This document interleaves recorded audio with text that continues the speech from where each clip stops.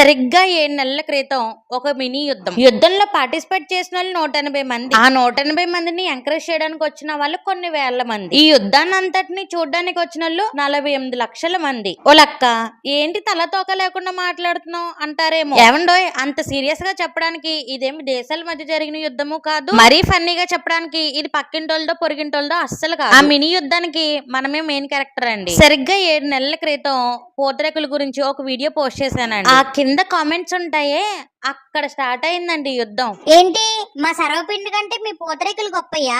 మా పూతరేకుల ముందు ఏ వంటన్నా చిన్న చూపే. ఎప్పుడైనా మొహం పెట్టుకుని మటన్ ముట్టెలు తిన్నావా?